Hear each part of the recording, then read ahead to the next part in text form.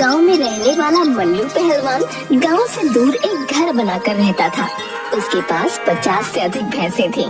वो पूरे दिन भैंसों की देखरेख करता और उससे प्राप्त दूध को पिया करता। उस पहलवान की यही दिनचर्या थी। वो दूध पी पी कर बहुत बलशाली हो गया था। एक दिन गांव का हरिया उस रास्ते से जा रहा था। मल्लू पहलवान उसे रोकता है। अरे भाई हरिया, जरा मेरी बात सुनो, मुझे तुमसे बहुत जरूरी बात करनी है। हाँ पहलवान जी, बताइए क्या बात है।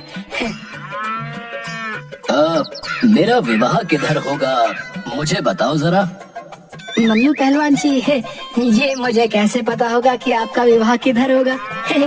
मैं तो ये भी नहीं जानता कि मेरा विवाह किधर होगा। तो आपके विवाह की दिशा मैं कैसे बता सकता हूँ। अगर तुम मुझे नहीं बताओगे कि मेरा विवाह किधर होगा तो मैं तुम्हें अभी उठाकर जमीन पर पटक दूंगा।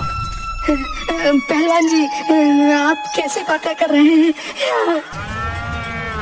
जल्दी बताओ, वरना मेरी मार खाने को तैयार हो जाओ। पहलवान जी, मुझे माफ कर दीजिए, मुझे जाने दीजिए, मेरे छोटे छोटे बच्चे। मल्लू पहलवान गुस्से में हरिया की पिटाई कर देता है। कुछ दिनों मल्लू पहलवान उस रास्ते पर आने वाले हर आदमी से यही सवाल पूछता, मेरा विवाह किधर होगा? और लोग उसका उत्तर ना दे पाए तो वो उन लोगों की पिटाई कर देता था। वो अपने साथ 50 किलो का लोहे का डंडा रखता था। आवश्यकता पड़ने पर उसी डंडे से वो युद्ध किया करता था। एक दिन की बात है, एक ब्राह्मण और एक नाई दूर देश विवाह की रस्म करने उस रास्ते से जा रहे थे। रास्ते में मल्लू पहलवान मिल गया। मेरा विवाह किधर होगा? तुम्हारा विवाह, बताता हूँ, तुम्हारा विवाह वो उधर होगा है। तुम दोनों ने मुझे बहुत खुश किया है। मैं तुम दोनों को अपनी ये 50 भैंसे इनाम में देता हूँ। अब ये मेरे किसी काम की नहीं है। आपका बहुत बहुत धन्यवाद पहलवान जी। ये सब तुम लेते जाओ। अब ये सब मेरे किस काम के। अब मैं चला अपने ससुराल खातिरदारी करवाने। मल्लू पहलवान उस ताड़ के पेड़ को लक्ष्य बनाकर वहां पहुंच गया। वहां एक झोपड़ी थी, उसके अंदर विमला और एक बच्चा था। वहां जाकर, नमस्कार, मैं हूँ मल्लू, मैं पास के गांव में ही रहता हूँ। विमला को समझ नहीं आया कि ये कौन है। फिर उसने सोचा, ये शायद मेरे पति के जानकार होंगे। ये लीजिए बाल्टी और लोटा, हाथ पैर धो लीजिए। मैं मेहमानों का कमरा खोल देती हूँ, आप आराम से वहाँ बैठ सकते हैं। विमला का लड़का रो रहा था। लड़के को क्यों रुला रही है? विमला को कुछ नहीं समझ आता। तभी विमला का पति आता है। उस आदमी को वहाँ पाकर अचरज में पड़ जाता है। अपनी पत्नी से पूछता है, ये कौन है? पता नहीं ये कौन है। मैं तो सोच रही थी कि तुम्हारा कोई परिचित होगा, और तुम्हारे जैसा ही ये बदतमीज है। मुझे एक थप्पड़ मारा है इसने। ओए, तूने मेरी बीवी को कैसे मारा बे? कहते हुए उससे झगड़ा शुरू कर दिया। मल्लू पहलवान था, वो बदतमीजी बर्दाश्त नहीं कर पाया। उसने अपना लोहे का डंडा उठाया और एक सिर पर लगा दिया। वो आदमी वहीं पर मर गया। विमला जोर जोर से रोने लगी। हे भगवान, ये तूने क्या किया? मेरे पति को मार दिया। वो मेरा सहारा था। उसके सिवा मेरा और मेरे बच्चे का इस दुनिया में कोई नहीं। अब हमारा क्या होगा? अरे अब तुम रो मत, तुम चुप हो जाओ। मैंने जानबूझकर उसकी जान नहीं ली है। मुझे क्या पता था कि एक डंडे की मार से ही वो मर जाएगा। विमला और जोर जोर से रोने लगी। हे भगवान, ये तूने क्या कर दिया? अब हमारा क्या होगा? विमला के रोने की आवाज सुनकर धीरे धीरे वहाँ काफी लोग जमा हो जाते हैं और सब आपस में बातें करने लगते हैं।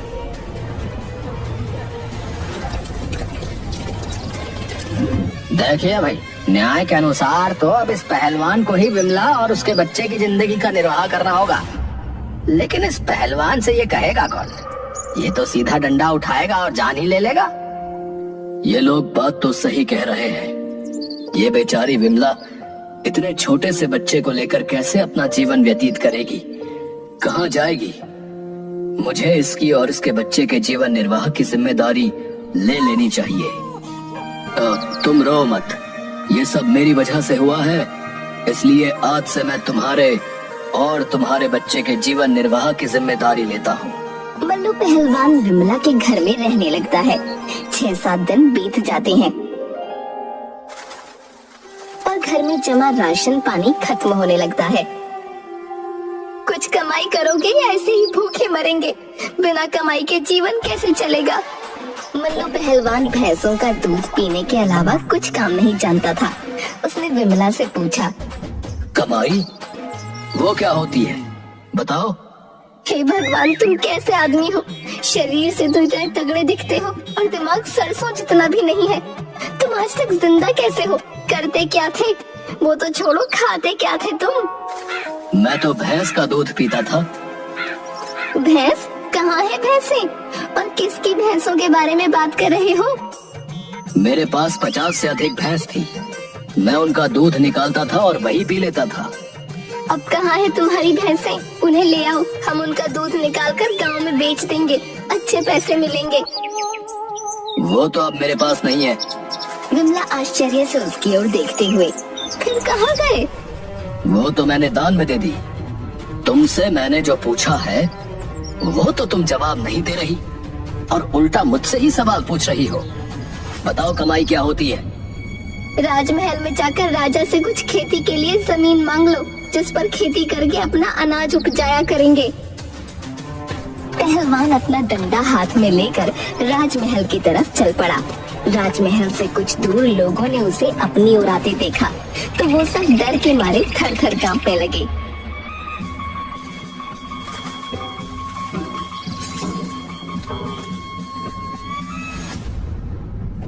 मंत्री जी, उस पहलवान के राजमहल आने से पहले ही उसके पास पहुंच जाइए और उससे यहाँ आने का कारण पूछ लीजिए, वरना क्या पता वो यहाँ आया तो एक आध को मार डालेगा। तुरंत उसके पास जाकर उसके आने का कारण पूछ लीजिए।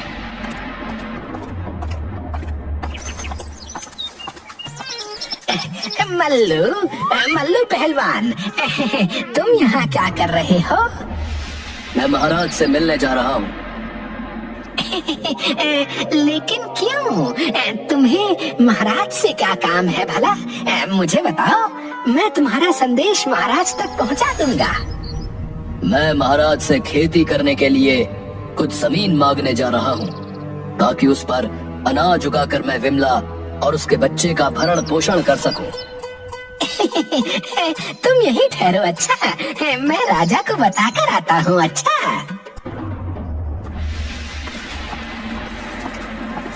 मंत्री राजा के पास आता है और उसके आने का कारण बताता है। वो जितनी जमीन और जहाँ मांग रहा है उसे वहाँ दे दो। मंत्री तुरंत मल्लू पहलवान के पास जाता है और चालाकी से उसे शमशान घाट के पास पड़ी बंजर जमीन दे देता है। मल्लू पहलवान और विमला महाराज द्वारा दी गई जमीन पर जुताई करने के लिए जाते हैं।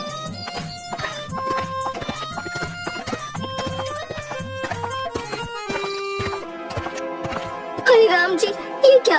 महाराज ने तो जो जमीन हमें दी है उसके बीच में इतना बड़ा सा पीपल का पेड़ है। अब हमें उतनी दूर का खेत छोड़कर फसल उगाना होगा। चलो कोई बात नहीं, थोड़ी कम फसल मिलेगी और क्या, कुछ नहीं से तो कुछ भला ही सही। ये खेत में आ रहा पीपल का पेड़ जिसके कारण हमारी फसल कम हो जाएगी, इसे अपने खेत से हटा देता हूँ। उसने पीपल के पेड़ पर लोहे का एक डंडा मारा जिसमें से 150 भूत नीचे उतरे।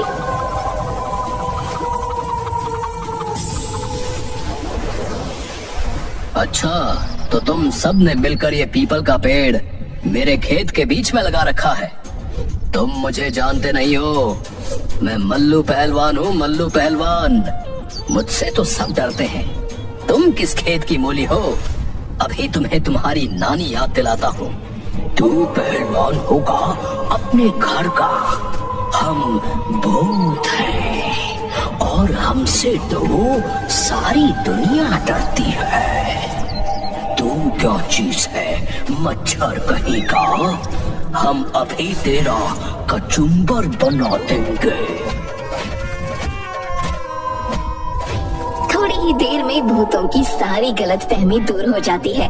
किसी का हाथ टूटा, किसी का सर फूटा, किसी का पैर टूटा। सभी लाइन से खड़े हो गए और मल्लू पहलवान से माफी मांगने लगे। हमें माफ कर दो, हमसे गलती हो गई। तुम तो सच में बहुत बलवान हो। लेकिन इस पीपल के पेड़ को हटाने का कारण तो बताओ। तुम ये पेड़ क्यों हटाना चाहते हो? ये पीपल का पेड़ मेरे खेत के बीच में आ रहा है, इसलिए मैं इसे यहाँ से हटा दूंगा और यहाँ खेती करूंगा। खेती तो तुम ऐसे भी कर सकते हो पहलवान जी। इस पेड़ को हटाने की क्या जरूरत है? इस पेड़ की वजह से मेरे खेत में कम पैदावार होगी और मुझे वो बिल्कुल पसंद नहीं है। मुझे पूरी फसल चाहिए, इसलिए मैं इसे यहाँ से हटा दूंगा और यहाँ खेती करूंगा। हम इस खेत से होने वाली सारी पैदावार के बराबर आपके घर में राशन पहुंचा देंगे, परंतु ये पेड़ आप मत तोड़ो। ये हमारा घर है और हम यहाँ कई वर्षों से रह रहे हैं। मल्लू पहलवान बलशाली था और बलशाली लोग सदैव दया करते हैं, इसलिए उसने भूतों की बात मान ली। ठीक है, मुझे तुम सब पर दया आ गई, इसलिए मैं ये पेड़ यहाँ से नहीं हटाऊंगा। लेकिन मेरी एक बात कान खोल कर सुन लो। अगर मेरे घर में राशन की कमी हुई तो मैं इस पेड़ को अगली बार एक बार में ही गिरा दूंगा और फिर मैं किसी की कुछ नहीं सुनूंगा। जी पहलवान जी, आप निश्चिंत रहिए। आपके घर राशन समय पर पहुंच जाया करेगा और कभी राशन की कमी भी नहीं होगी। बस आप ये पेड़ मत हटाइएगा। मल्लू पहलवान घर चला गया। अब भूतों ने मल्लू पहलवान के घर 6 महीने का राशन भंडार कर दिया। मल्लू पहलवान मौज की जिंदगी यापन करने लगा। भूतों को ये सौदा बहुत महंगा पड़ा। वो काम कर कर के दुबले होने लगे। एक दिन बाद भूतों के गुरुजी वहाँ पहुँचे और उन्होंने उन सबको दुबला पाकर पूछा, क्या कारण है मेरे शिष्यों? तुम सब इतने दुबले दिखाई दे रहे हो। क्या तुम्हें समय पर भोजन पानी नहीं मिल रहा या फिर कोई और कारण है? मुझे बताओ, मैं तुम्हारा गुरु हूँ।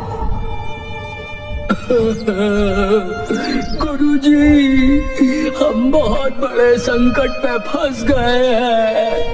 ये जमीन एक पहलवान ने ले ली है और वो यहाँ खेती करना चाहता है। तो इसमें तुम दुबले क्यों हो रहे हो भाई? गुरुजी, उस पहलवान की हुजूरी करने और उसको राशन पहुंचाने के काम में हमारा सारा वक्त चला जाता है, जिसके कारण ना तो हम ठीक से खाना खा पाते हैं और ना ही सो पाते हैं।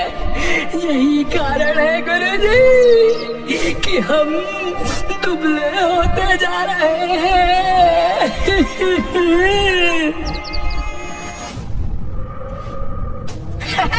अच्छा, उस पहलवान की इतनी हिम्मत कि उसने मेरे शिष्यों को परेशान किया। तुम सब रो मत, अब तुम्हारी तकलीफ का अंत होगा।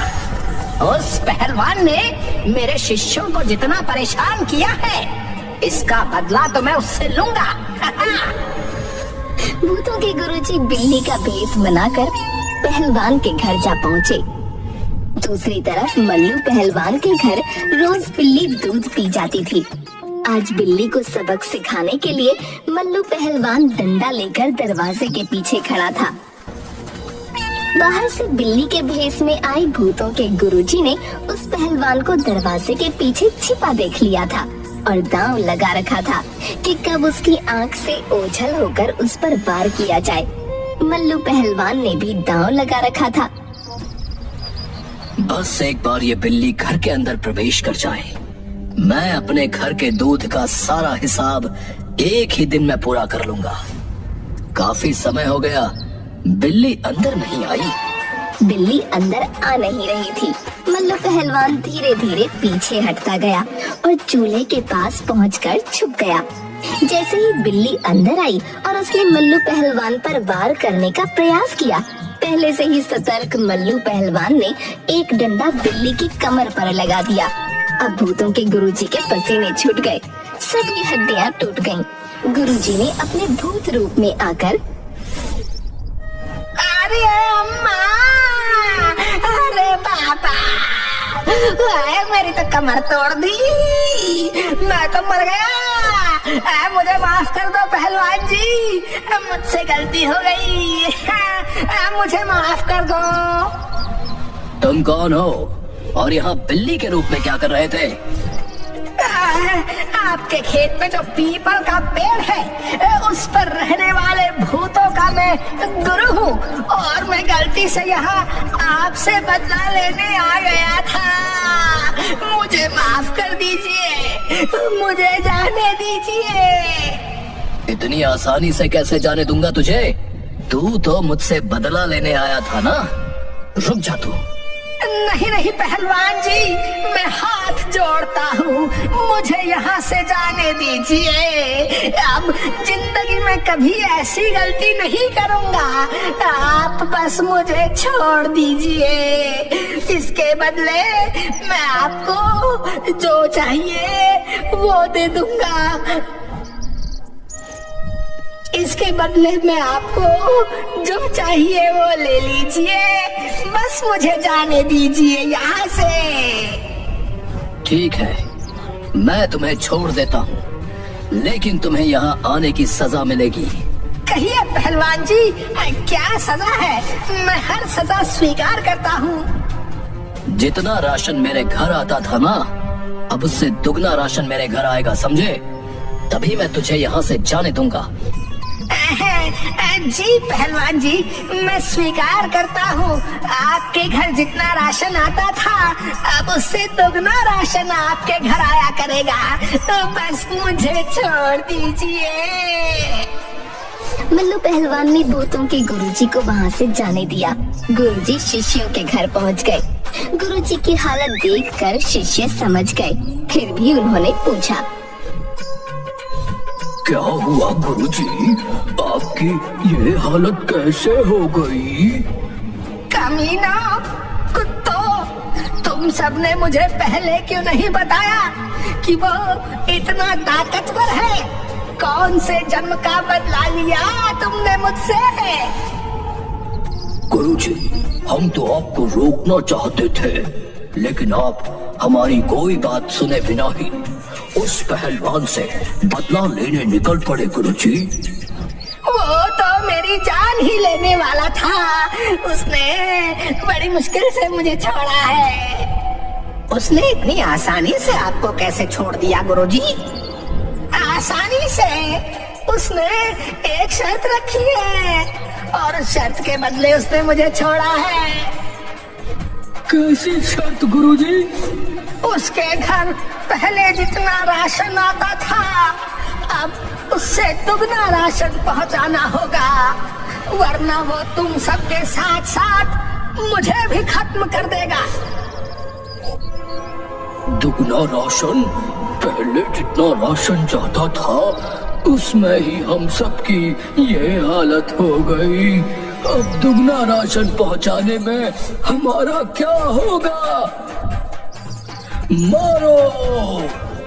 सारे भूत रोते हुए गुरुजी को मारने दौड़ते हैं और गुरुजी किसी तरह अपनी जान बचाकर वहाँ से भाग निकलते हैं। बेचारे भूतों को अब मल्लू पहलवान को पहले से राशन दुगना पहुंचाना होगा। एक तो पहले ही भूत दुबले थे, अब ये आफत।